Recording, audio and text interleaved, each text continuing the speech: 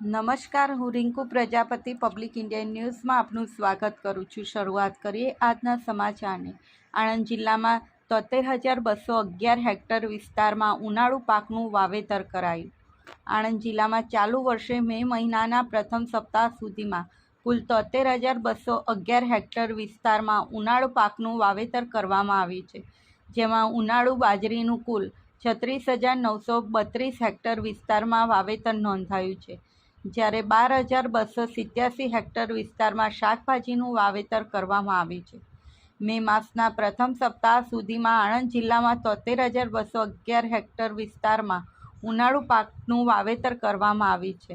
અત્યાર સુધીમાં જિલ્લામાં કુલ 36,932 હેક્ટર વિસ્તારમાં ઉનાળુ બાજરીનું વાવેતર થયું છે, જેમાં સૌથી વધુ પેટલાદ તાલુકામાં 7,984 હેક્ટર વિસ્તારમાં બાજરીનું વાવેતર કરવામાં આવ્યું છે, જ્યારે આણંદ તાલુકામાં 5,561, આંકલાવ તાલુકામાં 2,780, બોરસદ તાલુકામાં 7,362 હેક્ટર, ખંભાત તાલુકામાં 5,954 હેક્ટર, સોજિત્રા તાલુકામાં 3,501, તારાપુર તાલુકામાં 67 અને ઉમરેઠ તાલુકામાં 3,723 હેક્ટર વિસ્તારમાં ઉનાળા બાજરીનું વાવેતર થયું છે। જોકે ગત વર્ષની સરખામણીએ ચાલુ વર્ષે ઉનાળુ બાજરીના વાવેતરમાં સામાન્ય વધારો નોંધાયો છે।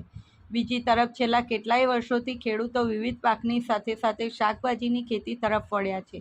ઓછી મહેનતે શાકભાજીનું વધુ ઉત્પાદન થતું હોવાથી ખેડૂતો દ્વારા વિવિધ પાકની સાથે સાથે શાકભાજીનું પણ વાવેતર કરવામાં આવે છે। હાલ જિલ્લાના વિવિધ તાલુકા મથકમાં મળીને કુલ 12,287 હેક્ટર વિસ્તારમાં શાકભાજીનું વાવેતર કરાયું છે, જેમાં આણંદ તાલુકામાં 2,495, આંકલાવ તાલુકામાં 3,626, બોરસદ તાલુકામાં 3,042, ખંભાત તાલુકામાં 144, પેટલાદ તાલુકામાં 705, સોજિત્રા તાલુકામાં 532, તારાપુર અને ઉમરેઠ તાલુકામાં 1,743 હેક્ટર વિસ્તારમાં વિવિધ શાકભાજીનું વાવેતર કરવામાં આવ્યું છે। ઉનાળાની ઋતુ દરમિયાન પશુઓ માટે ઘાસચારાની પણ વિશેષ જરૂરિયાત હોવાથી ખેડૂતો દ્વારા કુલ 13,661 હેક્ટર વિસ્તારમાં ઘાસચારાનું વાવેતર કરવામાં આવ્યું છે। મે માસના પ્રથમ સપ્તાહ સુધીમાં આણંદ તાલુકામાં 2,351 હેક્ટર, આંકલાવ તાલુકામાં 3,008 હેક્ટર, બોરસદ તાલુકામાં 2,930 હેક્ટર, ખંભાત તાલુકામાં 881 હેક્ટર, પેટલાદ તાલુકામાં 1,109 હેક્ટર, સોજિત્રા તાલુકામાં 880 હેક્ટર, તારાપુર તાલુકામાં 229 હેક્ટર અને ઉમરેઠ તાલુકામાં 2,192 હેક્ટર વિસ્તારમાં ઘાસચારાનું વાવેતર કરાયું છે।